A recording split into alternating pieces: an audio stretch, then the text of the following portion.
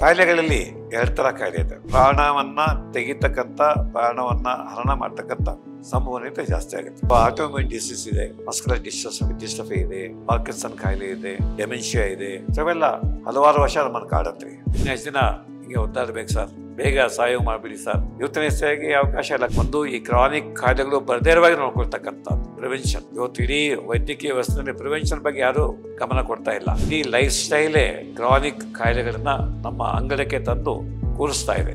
Prevention ಬಗ್ಗೆ ಹೆಚ್ಚು ಗಮನ ಕೊಡ್ಬೇಕ್ರಿ. ಹಾಗೆ ಕಾಯಿಲೆ ಬಂತು, ಶಿಸ್ತಿಂದ ಡಯಾಬಿಟಿಸ್ ಕಂಟ್ರೋಲ್ ಮಾಡಬೇಕು, ಶಿಸ್ತಿಂದ BP ಕಂಟ್ರೋಲ್ ಮಾಡಬೇಕು. ನಮ್ಮಲ್ಲಿ ಜನ ಶಾಪಿಂಗ್ ಮಾಡ್ತಾರೆ. ಇವತ್ತು ಅಲೋಪತಿ, ನಾಳೆ ಹೋಮಿಯೋಪತಿ, ನಾಳೆ ನ್ಯಾಚುರೋಪತಿ, ಆಮೇಲೆ ತಿರುಪತಿ ವೆಂಕಟಾಚಲಪತಿ, ಎಲ್ಲಾ ವೈದ್ಯರ ಚೌಚೌ. 6 ಗಂಟೆ ನಿದ್ರೆ ಮಾಡಬೇಕು, ಹೆಚ್ಚು ಕೆಲಸ ಮಾಡಬೇಕು, ಕೂತು ತಿನ್ನಬಾರ್ದು, ಆಲ್ಕೋಹಾಲ್ ಬೇಡ, ಸ್ಮೋಕಿಂಗ್ ಬೇಡ, ಮೊಬೈಲ್ ಅತಿ ಬಳಕೆ ಬೇಡ.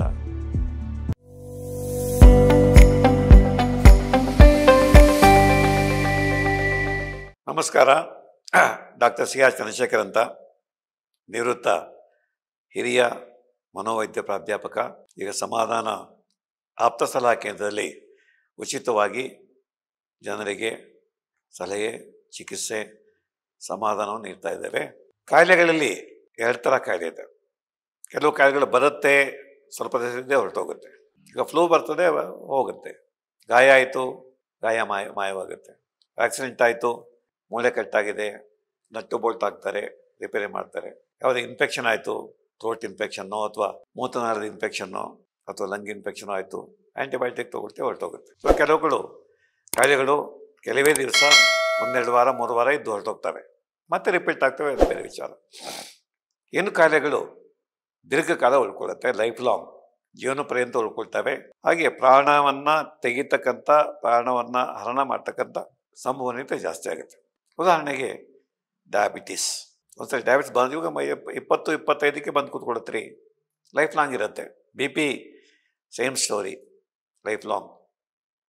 ಕ್ಯಾನ್ಸರ್ ಬಂದರೆ ತುಂಬ ದಿವಸ ಇರುತ್ತೆ, ಸಾವಂತ ಇರುತ್ತೆ. ಅಥವಾ ಇನ್ಯಾವುದೇ ಹೃದ್ರೋಗ, ಹಾರ್ಟ್ ಅಟ್ಯಾಕ್ ಆಯಿತು, ಮತ್ತೆ ಹಾರ್ಟ್ ಅಟ್ಯಾಕ್ ಸಂಭವ ಜಾಸ್ತಿ ಆಗುತ್ತೆ.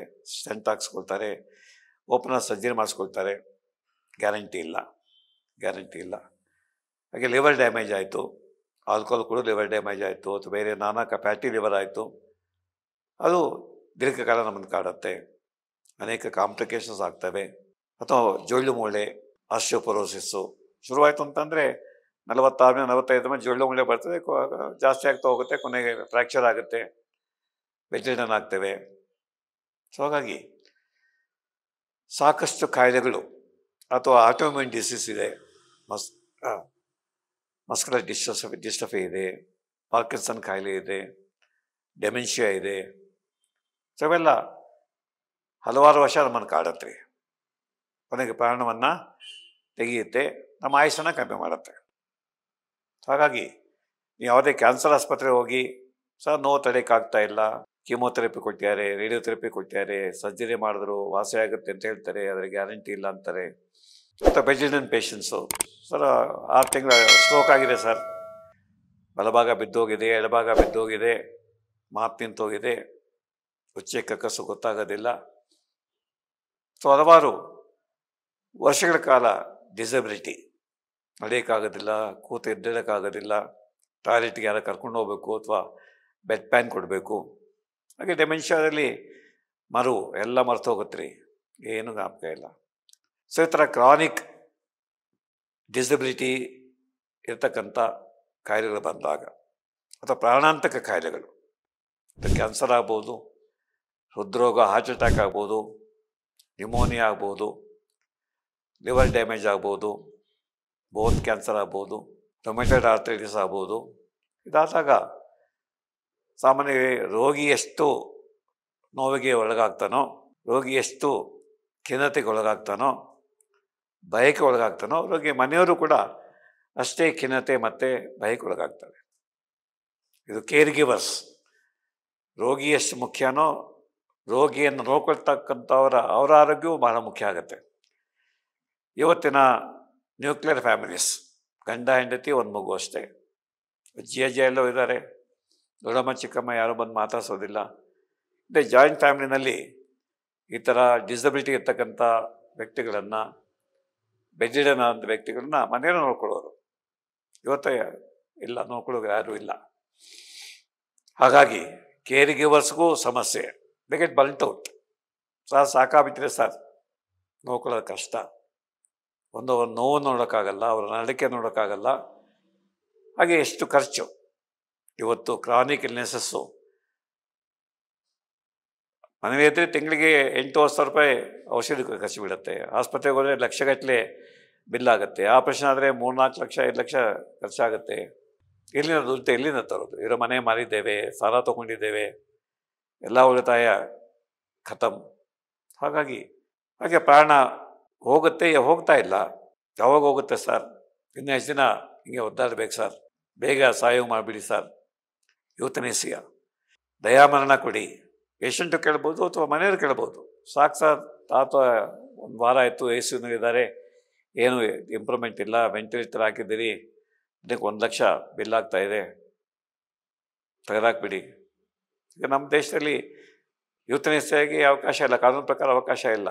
ಹಾಗಾಗಿ ಎನಿ ಕ್ರಾನಿಕ್ ಕಾಯಿಲೆಗಳಲ್ಲಿ, ಪ್ರಾಣಾಂತಕ ಕಾಯಿಲೆಗಳಲ್ಲಿ, ಈಗ ಏಡ್ಸ್ ಬಂದಿದೆ.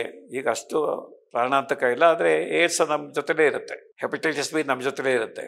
ಒಂದ್ಸಲ ಇನ್ಫೆಕ್ಷನ್ ಆಯಿತು ಅಂತಂದ್ರೆ ಹೋಗಲ್ಲ. ಹಾಗೆ ಯೂರಿನ್ ಟ್ರ್ಯಾಕ್ಟ್ ಇನ್ಫೆಕ್ಷನ್ ಒಂದ್ಸಲ ಆಯಿತು ಅಂತಂದರೆ ಮತ್ತೆ ಹೋಗಲ್ಲ, ಮತ್ತೆ ರಿಪೀಟ್ ಆಗ್ತಿರುತ್ತೆ. ಹಾಗಾಗಿ ಈ ಕ್ರಾನಿಕ್ ಕಾಯಿಲೆಗಳು ಬರದೇ ಇರುವಾಗ ನೋಡ್ಕೊಳ್ತಕ್ಕಂಥದ್ದು ಪ್ರಿವೆನ್ಷನ್. ಇವತ್ತು ಇಡೀ ವೈದ್ಯಕೀಯ ವ್ಯವಸ್ಥೆಯಲ್ಲಿ ಪ್ರಿವೆನ್ಷನ್ ಬಗ್ಗೆ ಯಾರೂ ಗಮನ ಕೊಡ್ತಾ ಇಲ್ಲ. ಆಹಾರದಲ್ಲಿ ಶಿಸ್ತು, ನಿದ್ದೆಯಲ್ಲಿ ಶಿಸ್ತು, ಜೀವನ ಶೈಲಿಯಲ್ಲಿ ಶಿಸ್ತು, ಅತಿಯಾದಂಥ ಚಿಂತೆ ಮಾಡ್ದೇನೆ ಇರೋದೇ ತೃಪ್ತಿ, ಸರಳ ಜೀವನ ಮಾಡ್ತಂತ ನಾವು ಆರೋಗ್ಯವಾಗಿರ್ತೀವಿ ರೀ. ಅವರಿಗೆ ಯಾರಿಗೂ ಸರಳ ಜೀವನ ಯಾರಿಗೂ ಬೇಕಾಗಿಲ್ಲ. ಎಲ್ಲ ಭೋಗಭಾಗ್ಯ ಎಲ್ಲ ಬೇಕು, ಎಲ್ಲ ಸುಖ ಅನುಭವಿಸ್ಬೇಕು. ವ್ಯಾಯಾಮ ಮಾಡೋಗಿಲ್ಲ, ಎಕ್ಸಸೈಸ್ ಮಾಡೋಗಿಲ್ಲ. ನಾವು ತಿನ್ನೋ ಹೆಚ್ಚಿನ ಊಟಗಳೆಲ್ಲ ಪಾಯ್ಸನ್. ಈಗ ಹೊರಗಡೆ ಏನು ತಿಂತೀರಿ, ಹೋಟ್ಲುಗಳಲ್ಲಿ, ರೋಡ್ ಸೈಡ್ಗಳಲ್ಲಿ ಏನು ತಿಂತೀರಿ, ಜಂಕ್ ಫುಡ್ ಏನು ತಿಂತೀರಿ, ಎಲ್ಲ ಪಾಯ್ಸನ್ನೇ. ಹಾಗಾಗಿ ಇಡೀ ಲೈಫ್ ಸ್ಟೈಲೇ ಈ ಕ್ರಾನಿಕ್ ಕಾಯಿಲೆಗಳನ್ನು ನಮ್ಮ ಅಂಗಳಕ್ಕೆ ತಂದು ಕೂರಿಸ್ತಾ ಇದೆ. ಆಲ್ಮೋಸ್ಟ್ 70% ಜನಸಂಖ್ಯೆ ಒಂದಲ್ಲ ಒಂದು ಕ್ರಾನಿಕ್ ಡಿಸೀಸ್ಗೆ ಒಳಪಟ್ಟಿದೆ. ಹಾಗಾಗಿ ಈ ಕ್ರಾನಿಕ್ ಡಿಸಬಿಲಿಟಿ ಜೊತೆಗೆ ಡಿಪ್ರೆಷನ್ ಸೇರಿಕೊಳ್ಳುತ್ತೆ, ಬೇಜಾರು ದುಃಖ ಸೇರಿಕೊಳ್ಳುತ್ತೆ, ಭಯ ಸೇರಿಕೊಳ್ಳುತ್ತೆ, ಅಸಹಾಯಕತೆ ಸೇರಿಕೊಳ್ಳುತ್ತೆ. ಇವಾಗೆ ಫೈನಾನ್ಷಿಯಲ್ ಬರ್ಡನ್, ಆರ್ಥಿಕವಾಗಿ ನಾವು ಆ ಹೊರೆ ಹೊತ್ಕೋಬೇಕಾಗತ್ತೆ. ಹಾಗೆ ಇವತ್ತು ಖಾಸಗಿ ಆಸ್ಪತ್ರೆಗಳು ಅಥವಾ ಅನೇಕ ಸರ್ಕಾರಿ ಆಸ್ಪತ್ರೆಗಳಲ್ಲಿ ಗಮನ ಕೊಟ್ಟು ಪ್ರೀತಿಯಿಂದ, ಕರುಣೆಯಿಂದ, ಅನುಕಂಪದಿಂದ ನೋಡ್ಕೊಳ್ಳೋರ ಸಂಖ್ಯೆ ಕಮ್ಮಿ ಆಗ್ತಿದೆ. ಇದು ಒಂದು ದುರಂತ. ವೈದ್ಯರಲ್ಲಿ, ವೈದ್ಯೇತರ ಸಿಬ್ಬಂದಿನಲ್ಲಿ ಹಣ ಮಾಡುವುದೇ ಹೆಚ್ಚಿನ ಗಮನ ಹೋಗೋದ್ರಿಂದ ರೋಗಿ ಆರೈಕೆ, ರೋಗಿಯ ಮನೆಯವರಿಗೆ ತಿಳುವಳಿಕೆ ಹೇಳ್ತಕ್ಕಂಥದ್ದು ಎಷ್ಟೋ ನಾನು ನೋಡ್ತೇನೆ.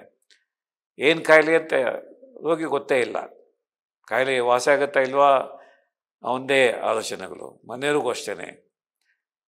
ಅನೇಕ ಡಾಕ್ಟರ್ಸು ಎಜುಕೇಟ್ ಮಾಡೋದಿಲ್ಲ, ಪ್ರಿವೆನ್ಷನ್ ಬಗ್ಗೆ ಹೇಳೋದಿಲ್ಲ, ಅಥವಾ ರೋಗಿಯ ಭವಿಷ್ಯ ಏನಿದೆ, ಎಷ್ಟು ಕಾಲ ಅವನು ಬದುಕಿರಬಲ್ಲ, ಇದ್ರ ಬಗ್ಗೆ ಖಚಿತ ಮಾಹಿತಿ ಸಿಗೋದಿಲ್ಲ.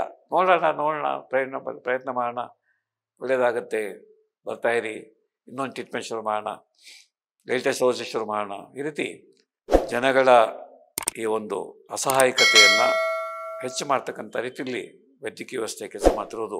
ಬರ್ಡನ್ ಜಾಸ್ತಿ ಆಗ್ತಿದೆ. ಇದು ಡಿಸೀಸ್ ಬರ್ಡನ್.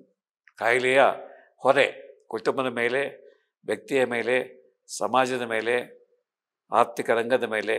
ಯಾಕಂದರೆ ಕಾಯಿಲೆ ಬಿದ್ದಾಗ ನಾವು ಪ್ರೊಡಕ್ಷನ್ ಕಮ್ಮಿ ಆಗುತ್ತೆ, ಖರ್ಚು ಜಾಸ್ತಿ ಆಗುತ್ತೆ, ಆದಾಯ ಕಮ್ಮಿ ಆಗುತ್ತೆ, ಖರ್ಚು ಜಾಸ್ತಿ ಆಗುತ್ತೆ.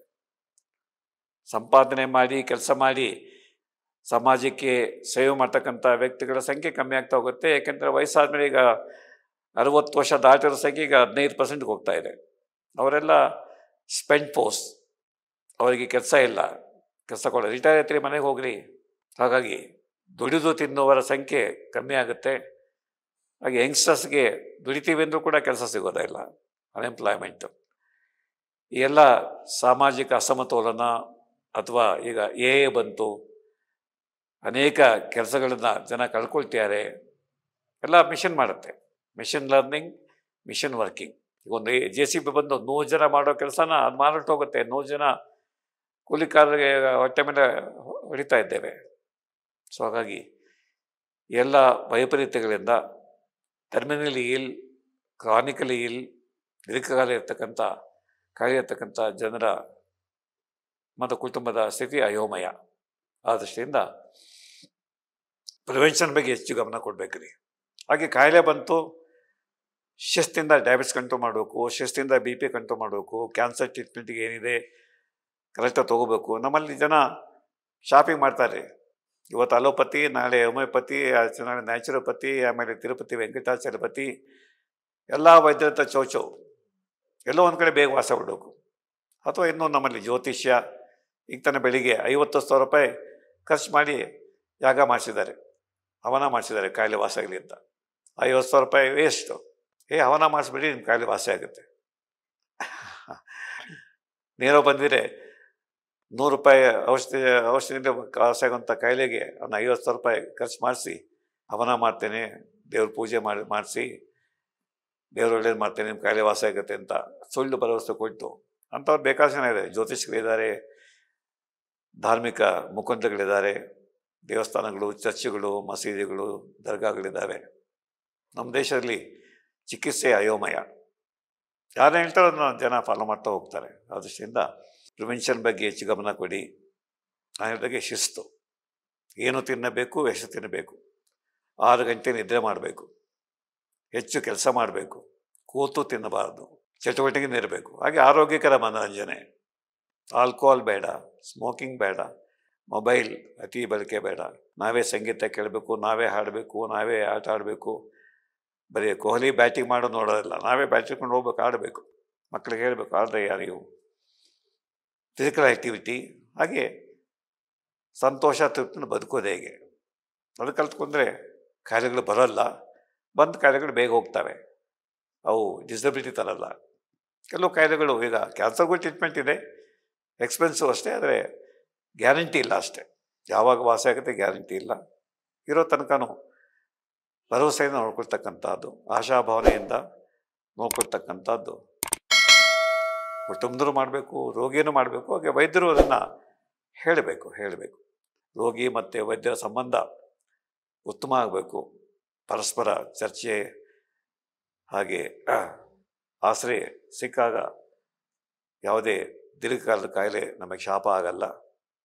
ಟರ್ಮಿನಲಿ ಇಲ್ ಪೇಷಂಟ್ಸು ಅವರು ಗೌರವದಿಂದ ತಮ್ಮ ಸಾವನ್ನು ಎದುರುಗೊಳ್ಬೋದು. ಇವತ್ತೇನಾಗಿದೆ, ತೀರ ಅಸಹಾಯಕರಾಗಿ ನರಳಿ ಕೊನೆಗೆ ಪ್ರಾಣ ಬಿಡ್ತಾರೆ. ಇದಾಗಬಾರ್ದು. ನಮಸ್ಕಾರ. ಲೇಟೆಸ್ಟ್ ಹಾಗೂ ಇಂಟ್ರೆಸ್ಟಿಂಗ್ ಸುದ್ದಿಗಳಿಗಾಗಿ ಬಾಸ್ ಟಿವಿ ಕನ್ನಡ ಚಾನೆಲ್ನ ಸಬ್ಸ್ಕ್ರೈಬ್ ಮಾಡಿ. ಹಾಗೆಯೇ ಬೆಲ್ ಐಕಾನ್ ಪ್ರೆಸ್ ಮಾಡಿ. ಇದರ ಜೊತೆಗೆ ಫೇಸ್ಬುಕ್, ಇನ್ಸ್ಟಾಗ್ರಾಮ್, ಎಕ್ಸ್ನಲ್ಲೂ ಮಿಸ್ ಮಾಡದೆ ಫಾಲೋ ಮಾಡಿ.